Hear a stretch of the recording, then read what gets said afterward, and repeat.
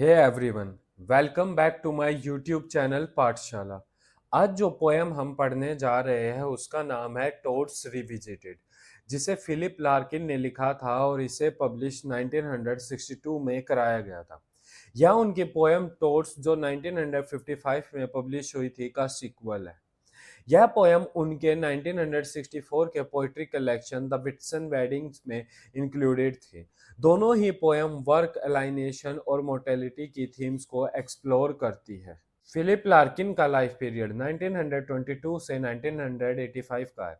वो एक American poet, nationalist, सी captain और न्यूज़पेपर एडिटर थे। उनके नोटेबल्स वर्क थे द प्रोफेसी ऑफ किंग तमैनी जो 1962 में पब्लिश हुई, स्केचेस ऑफ अमेरिकन हिस्ट्री जो 1984 में पब्लिश हुई, न्यू ईयर्स वर्सेस जो 1984 में पब्लिश हुई एंड द इंग्लिशमैन्स कंप्लेंट जो 1988 में पब्लिश हुई। फिलिप लार्किन के poetry collection the Whitson wedding में इन टोटल 32 पोएम्स है। यह कलेक्शन पहली बार पब्लिश यूनाइटेड किंगडम में 20 फरवरी 1964 को हुआ था। फिलिप की पोएम्स जनरली उनकी इनएडिक्वेसी की फीलिंग के डीप सेंस को इंक्लूड करती है और सोसाइटी से फिलिप के अलाइनेशन को भी रिफ्लेक्ट करती है, क्योंकि फिलिप को लगता है कि वो इस सोसाइटी से बिलोंग नहीं करते हैं और वो सोसाइटी की रिक्वायरमेंट्स और एक्सपेक्टेशंस को फुलफिल नहीं कर सकते हैं। और इसी कारण फिलिप के वर्क मोस्ट ऑफन मिलैंकोलिक और नेगेटिव मूड में है। वो सोसाइटी की एक्सपेक्टेशंस को फुलफिल ना कर पाना और उसमें फिट ना होने का रीज़न था कि लार्किन को लगता था कि वो सोसाइटी में किसी एक स्पेसिफिक प्लेस में बिलोंग नहीं करते हैं। और व्यू और ये व्यू वो अपनी पोएम्स में भी शो करते हैं। लार्किन की पोएट्री ड्राई ऑब्जर्वेशन यानी ड्राई ह्यूमरस कमेंट से फुल है, जिन्हें लार्किन कॉमेडिक और एसेसिबली कोलोक्यूअल टोन में रिप्रेजेंट करता है। The Whitson weddings poetry collection में लार्किन मोस्टली पोएम्स में क्वेश्चन करता है कि क्या हमारा ये एग्जिस्टेंस कोई वैल्यू रखता है या कोई भी एग्जिस्टेंस वैल्यू रखता है। वो अपनी पोएम्स में लाइफ की फ्यूटिलिटी को शो करता है। अपनी पोएम टोड्स रिविजिटेड में टोड्स के सिंबल से डिफरेंट कैरेक्टर्स की लाइफ को रिप्रेजेंट करता है। इस पोयम में लार्किन एक कॉमन मैन की लाइफ के हमड्रम लाइफस्टाइल को शो करता है। इस कलेक्शन की another major theme social class है। लार्किन खुद लोअर क्लास से बिलोंग करता था, लेकिन अपने हार्डवर्क से वो ऑक्सफोर्ड यूनिवर्सिटी में लाइब्रेरी हेड बना और उसने अपनी क्लास को राइज किया। लेकिन इस सब में उसने क्लास स्ट्रगल को फेस किया और वो इस डिफरेंस की रियलिटी से फुली अवेयर था। The Whitson weddings poetry collection एक डिलाइटफुल अम्यूजिंग पोएम्स का कलेक्शन है, पर साइमल्टेनियसली यह सीरियस और थॉट प्रोवोकिंग पोएम्स भी है। तो चलिए पोएम को स्टार्ट करने से पहले हम एक बार उसका ओवरव्यू देख लेते हैं। टोड्स रिविजिटेड पोएम स्पीकर के मुंडेन एग्जिस्टेंस के रेलुक्टेंट एक्सेप्टेंस को एक्सप्लोर करती है, जिसे पोएम में टोड वर्क से सिंबलाइज्ड किया गया है।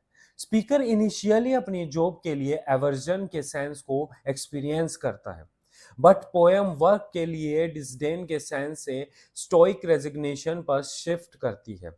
पोएम स्पीकर की ग्रोइंग अवेयरनेस को हाईलाइट करती है, जिसमें स्पीकर उसके सराउंडिंग की ब्लिकनेस और लाइफ की लिमिटेशंस को समझता है। टोड्स रिविजिटेड फिलिप की टोड्स पोएम का सीक्वल है, जो डिपिक्ट करती है कि वर्क एक ट्रैप है और हमें करेजियस होकर उस ट्रैप से खुद को फ्री करना चाहिए।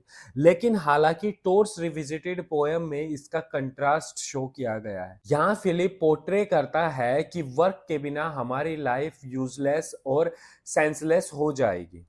टोड्स के कंपेयर में टोड्स रिविजिटेड ज़्यादा मेच्योर्ड अप्रोच है लाइफ के एक्सिस्टेंस की फ्यूटिलिटी को डिस्क्राइब करने के लिए।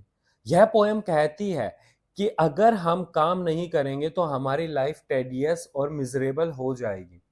टोड्स पोएम में टोड्स एक रिपल्सिव और अनप्लेजेंट क्रिएचर है, जो यहाँ वर्क और उसके लाइफ पर पॉइजनस मेटाफर में यूज हुए हैं। फर्स्ट पोएम में ये क्रिएचर्स पर्सन की लाइफ में कंप्लीटली सबमर्ज्ड है और ये एक पर्सन के कैरेक्टर में उसके फियर में एग्जिस्ट करते हैं और उसे वर्क को छोड़ने से रोकते हैं। उसे उस फैटल वर्क में ही कैप्चर करके रखते हैं। टोट्स रिविजिटेड स्टार्ट होती है। स्पीकर एक पार्क में घूम रहा है जो कि स्पीकर का वर्क से फ्री डे है। तो यह डे ऑफ उसके लिए रेस्टफुल और जॉयस टाइम होना चाहिए। लेकिन शुड वर्क का डिस्क्रिप्शन शो कर रहा है कि उसका डे जॉयस नहीं है। पोएम पार्क की ट्रैंक्विल सेटिंग को स्पीकर की डिसइल्यूजनमेंट और आइसोलेशन से कंट्रास्ट करती है। वाइल्ड पार्क वर्क से ऑफ को रिफ्लेक्ट करता है, लेकिन बाकी लोगों की वहां प्रेजेंस, जो खुद भी पर्पसलेस है, इसे अनसेटिस्फाइंग बना रही है। लार्किन के अदर वर्क्स के कंपैरिजन में इस पोएम की थीम्स एग्जिस्टेंशियलिज्म, आइसोलेशन और ह्यूमन एक्सिस्टेंस की फ्यूटिलिटी को एको करती है। यह पोस्ट वर्ल्ड वॉर सेकंड के बाद के डिसइल्यूजनमेंट के एरा को रिफ्लेक्ट करती है और ट्रेडिशनल वैल्यूज पर क्वेश्चन पुट करती है। तो चलिए अब हम अपनी पोएम को स्टैंजा वाइज समझते हैं।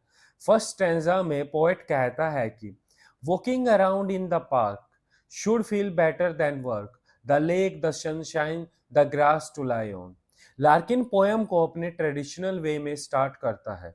वो कंटेम्प्ररी लाइफ के एक ऑर्डिनरी सीन को ऑब्जर्व करता है और उसे सिंबॉलिकली अपने स्टेट ऑफ माइंड से रिफ्लेक्ट करता है। पोएम की स्टार्टिंग एक पार्क में होती है जहां पोएट वॉक कर रहा है। नेक्स्ट लाइन से ही पोएट लाइफ की फ्यूटिलिटी और वर्क प्रेशर को शो करता है।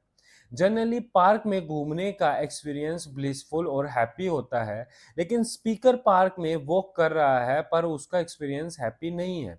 वो रिलैक्स्ड फील नहीं कर रहा है।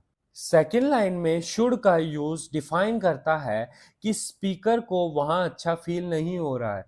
वो एक्सपेक्ट करता है कि पार्क में वॉक वर्क से बेटर होनी चाहिए थी, पर वो ऐसा फील नहीं कर पा रहा है। फर्स्ट स्टैंजा ही अनप्लेजेंट और अनडिजायरेबल एटमॉस्फेयर को शो कर रहा है। स्पीकर पार्क की सराउंडिंग को डिस्क्राइब करता है। वो कहता है कि पार्क में एक लेक है, सन ब्राइटली शाइन कर रहा है और उसके हर तरफ ग्रास लगी हुई है। ये सब चीजें एक पीसफुल सराउंडिंग को डिस्क्राइब कर रही है और एक्सपेक्टेड था कि स्पीकर का इस सराउंडिंग से एनकाउंटर उसके मूड को हैप्पी और उसे रिलैक्स कर देगा। लेकिन स्पीकर वहां ऐसा फील नहीं कर पा रहा है। वो अपने आप को एक अनसर्टेन सिचुएशन में फील कर रहा है। यह उसके मन में चल रही एंजाइटी को भी शो करता है।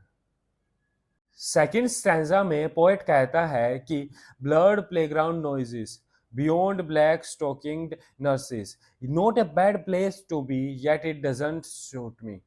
सेकेंड स्टैंजा में स्पीकर पार्क की सराउंडिंग के डिस्क्रिप्शन को कंटिन्यू रखता है। वो कहता है कि पार्क में बैकग्राउंड से नॉइजेस आ रही है, लेकिन वो नॉइजेस कैसी है, ब्लर्ड है, उसे अच्छे से सुनाई नहीं दे पा रही है। यह ये भी शो करता है कि पार्क में फिलिप के अलावा भी काफी लोग हैं। कुछ नर्सेस भी वहां पार्क में घूम रही है जिन्होंने ब्लैक स्टॉकिंग्स पहनी है, जो शो कर रहा है कि वो भी अपने काम के बीच ब्रेक लेकर वहां आई है। स्पीकर आगे कहता है कि यह कोई बैड प्लेस नहीं है। यह शो करता है कि पार्क की सराउंडिंग अच्छी है, लेकिन फिर भी लार्किन कहते हैं कि यह प्लेस उन्हें सूट नहीं कर रही है। उन्हें पार्क में अच्छा नहीं लग रहा है। थर्ड स्टैंजा में पोएट कहता है कि being one of the man you meet of an afternoon, pelted old step takers, hair-eyed clerks with the jitters।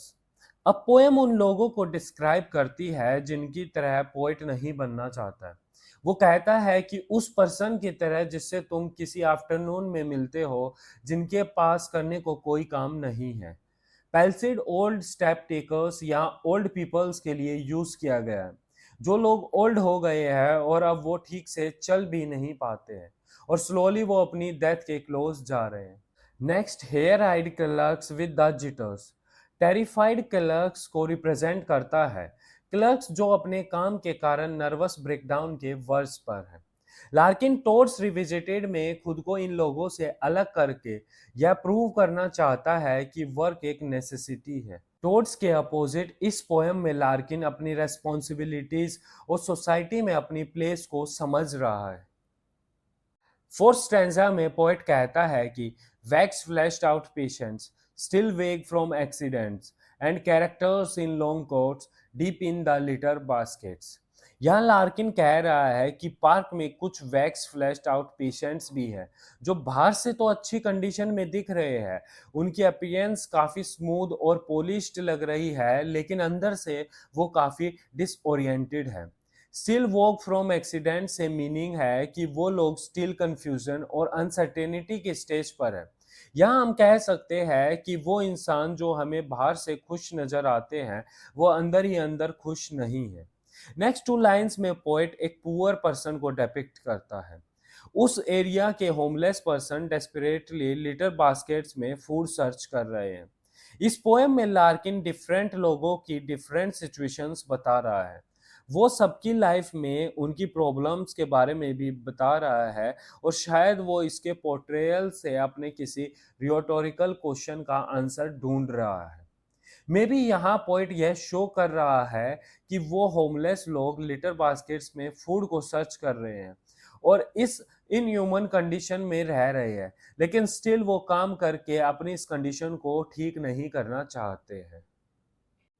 Fifth stanza में पोएट कहता है कि all dodging the toad work by being stupid और weak, think of being them hearing the hours chyme.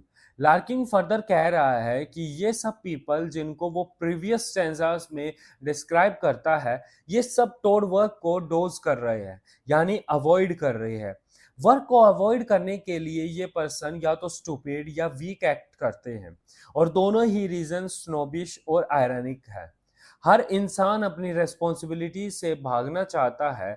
ऐसे लोग purposefully society में कोई contribution नहीं देते हैं। वो लाइफ के वॉचफुल इवेंट्स और पीपल्स को पास होते हुए देखते हैं क्योंकि वो वर्क करने की कंडीशन में नहीं है। Line think of being them यहाँ पोइट का उन लोगों के लिए डिस्कस्ड को शो करता है। Hearing the hours time show कर रहा है कि टाइम जा रहा है, और ऐसे लोगों को इसकी कोई फिक्र नहीं है। यह पोएम की कंडेसेंडिंग टोन पोएट का इन लोगों की तरह बनने का रेपल्शन और हॉरर शो करता है, जो फिलिप की टोड पोएम का कंट्रास्ट है, जिसमें फिलिप उन लोगों से जेलस था जिन्हें काम नहीं करना पड़ता था। सिक्स स्टैंजा में पोएट कहता है कि watching the bread delivered, the sun by clouds covered, the children going home think of being them. यह स्टैंजा प्रीवियस स्टैंजा की कंटिन्यूअस में है। लास्ट स्टैंजा में पोइट कह रहा है कि उन लोगों के बारे में सोचो जो बस आइडियली चीजों को होते हुए देख रहे हैं। वो आवाज खत्म होने की बेल को सुनते हैं, वो घरों में ब्रेड्स को डिलीवर होते हुए देखते हैं, और ये सब ऑब्जर्विंग फ्यूटाइल वर्क वो फुल डे करते हैं। डे एंड होता है, सन क्लाउड्स में कवर हो जाता है, और बच्चे जो पार्क में खेल रहे थे वो अपने घर चले जाते हैं। पोएट स्टैंजा के लास्ट में अगेन कहता है कि ऐसे लोगों के बारे में सोचो जो ऐसे अपना टाइम वेस्ट कर रहे हैं। ये लोग कोई भी प्रोडक्टिव काम नहीं कर रहे हैं, बस वहां बैठकर अपनी रेस्पॉन्सिबिलिटीज और अपनी ऑब्लिगेशंस को नेग्लेक्ट कर रहे हैं। सेवंथ स्टैंजा में पोएट कहता है turning over their failures by some bed of lobelias, nowhere to go but indoors, nor friends but empty chairs. Previous stanza में पोएट जिन लोगों का डिस्क्रिप्शन देता है, अब फर्दर उनके बारे में बता रहा है। पोएट कह रहा है कि उनकी लाइफ एक फेलियर है, वो पर्सन यूजलेस है और कोई भी काम करने में अनेबल है। नेक्स्ट लाइन में पोएट लोबलियास का मेंशन करता है। लोबलियास एक पर्पल कलर का फ्लावर होता है। यहाँ बाय सम बैड ऑफ लोबलियास से रेफरेंस है कि जैसा कि हमें पता है कि पोएट और वो सब लोग एक पार्क में हैं, और तो वो लोग लोबलियास के फ्लावर्स जहाँ लगे हैं वहाँ बैठे हैं और अपनी लाइफ के फेलियर्स के बारे में सोच रहे हैं।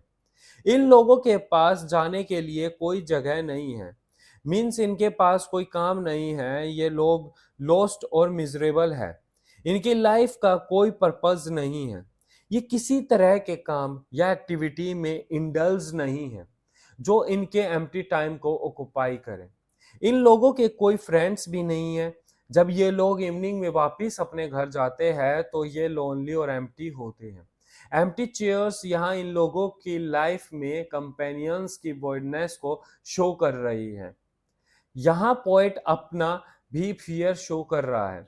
वो कह रहा है कि करने को कोई काम ना होना और अननीडेड फील होना उसका फियर है।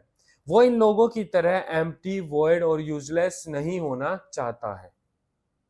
8th स्टैंजा में पोएट कहता है कि no, give me my in tray, my love hair secretary, my shall I keep the call in sir, what else can I answer. Larkin last stanza में described unsuccessful person की तरह नहीं बनना चाहता है। तो वो इस स्टैंजा की फर्स्ट लाइन में ही कहता है नो, गिव मी माई ट्रे। ऑफिस वर्क में इन ट्रे एम्प्लॉय के डेस्क पर वो ट्रे होती है जिस पर इंपॉर्टेंट लेटर्स और डॉक्यूमेंट्स होते हैं। यह लार्किन यह कहना चाह रहा है कि जो मेरा काम है वो इम्पोर्टेंट है और वो अपनी वर्क लाइफ में इंडल्ज रहना चाहता है। इस स्टैंजा में लार्किन अपने वर्क को डिस्क्राइब कर रहा है। यहाँ वो अपनी लो फेयर सेक्रेटरी से इंपॉर्टेंट डॉक्यूमेंट्स की ट्रे मांगता है। यहाँ वो अपने बॉस से पूछ रहा है कि उसे किस कॉल को अटेंड करना चाहिए या मुझे क्या आंसर करना चाहिए। इस स्टैंजा में लार्किन अपने वर्क के बारे में बता रहा है। 9th स्टैंजा में पोएट कहता है कि when the lights come on at 4 at the end of another year, give me your arm old toad, help me down cemetery road।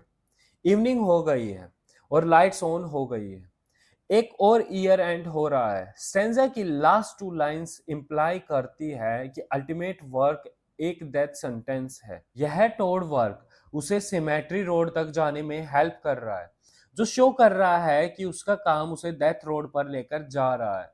That means कि उसका काम स्ट्रेसिंग है, लेकिन यहाँ इसका अनदर ब्राइटन मीनिंग भी है हो सकता है। यह इम्प्लाई किया जा सकता है कि लार्किन का काम ही डेथ तक उनकी लाइफ को बियरेबल और पर्पसफुल बनाता है, क्योंकि यूजलेस और अननेसेसरी होने की फीलिंग से टोड वर्क करना ज़्यादा सुटेबल है। यहाँ वो वर्क को ही अपनी लाइफ का कंपेनियन बना लेते हैं। और इसी के साथ हमारी पोएम खत्म होती है। तो चलिए पोएम को एंड करने से पहले हम एक बार पोएम का कंक्लूजन, पोएम की थीम और पोएम की मेन मेन ब्रीफिंग्स देख लेते हैं। टोड्स रिविजिटेड आयरनी और सोशल कमेंट्री का एक मास्टरपीस है। यह पोएम पावरफुल और थॉट प्रोवोकिंग आर्टवर्क है जो मॉडर्न लाइफ की स्ट्रगल्स के बारे में बताता है। इस पोएम में लार्किन ने लैंग्वेज और इमेजरी का यूज मास्टरफुली किया है। यह पोएम मॉडर्न सोसाइटी और उसके प्रोडक्टिविटी और एफिशिएंसी पर एम्फेसाइज और रेस्पॉन्सिबिलिटी और फ्रीडम के बीच स्ट्रगल पर एक पावरफुल क्रिटिक है। यह poem post world war second के एरा की है और उस एरा और टाइम पीरियड को रिप्रेजेंट करती है।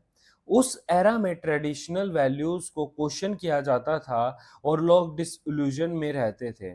तो यह पोएम नाइसली इन सब चीज़ों को रिफ्लेक्ट करती है। और इसी के साथ हमारी पोएम खत्म हो जाती है। So thank you guys, that's it for today. Don't forget to like, share and comment on the video and subscribe my channel.